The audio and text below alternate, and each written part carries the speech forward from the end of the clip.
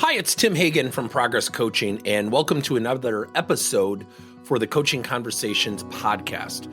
Now, we are on Stitcher, we are on iTunes, and multiple different channels. Please check us out.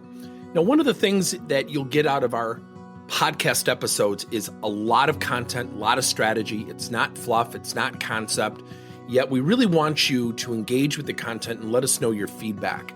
If you have any questions, feel free to reach out to us. If there's topics you'd love to have us address, we would love to share them with you. Let us know your impact and let us know your feedback. Welcome to Reversed Coaching. We tend to, in our industry, take this very top-down approach. And I'm all for leadership development and positioning leaders to become emotionally intelligent and understand DISC and handle conflict and drive their teams strategically. Yet we're missing a fundamental piece, and we call it reversed coaching. When you reverse coaching, you basically put coaching in the hands of the individual contributors.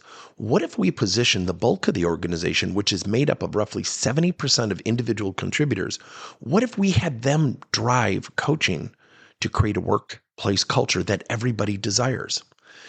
This past week, every single interaction I had, and I tracked it, was based on people's lack of approachability and coachability, resistance to feedback, lack of emotional intelligence, no self-regulation, very interruptive and disruptive.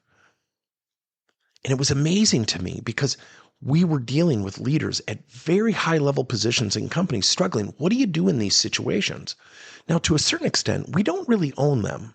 We have the opportunity to coach them, but we really don't own them because the person who's being coached really owns their own development.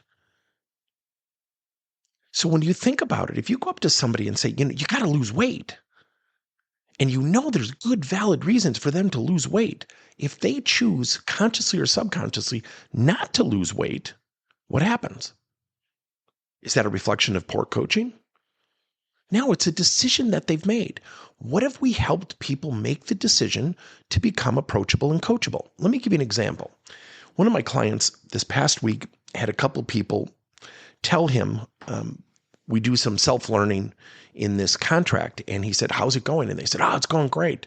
And he looked up where they were percentage to completion. And all of a sudden, he said, you're behind schedule. And they said, well, we didn't know it was that important. Here's the funny thing. We have stressed this every single month for 9-10 months. And he said, instead of yelling, instead of getting angry, instead of taking the tactical you have to, which is a management approach, he said, okay, then don't do it. So what are you doing to develop yourself?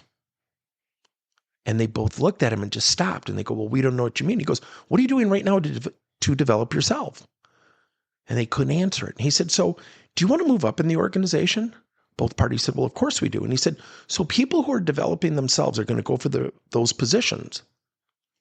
How would you compare? Needless to say, they've been attacking the learning lessons. But the point being is he could have yelled, he could have gotten mad, he could have tactically said, come on, you got to catch up. The reason you have approachable, coachable employees so they know the whiff, what's in it for them.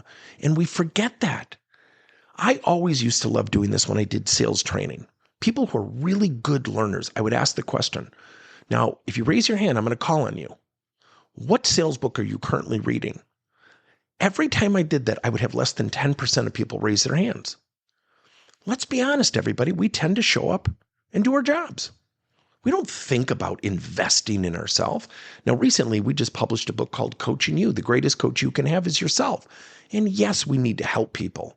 Yes, we need to have leaders coaching. Yet, what if we taught people how to seek feedback, how to develop a positive relationship with feedback? What if we taught people how to make it easy to manage and coach them? Wouldn't the workplace get better?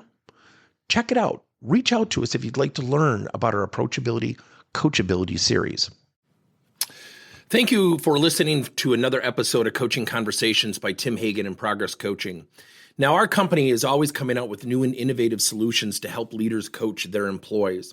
And recently, we just created a new service called Coach to You, where leaders can pick and choose topics and assign 7 to 21 day programs for employees to learn and, more importantly, apply actions and then reflect and share what they're going to do going forward as a result of the learning.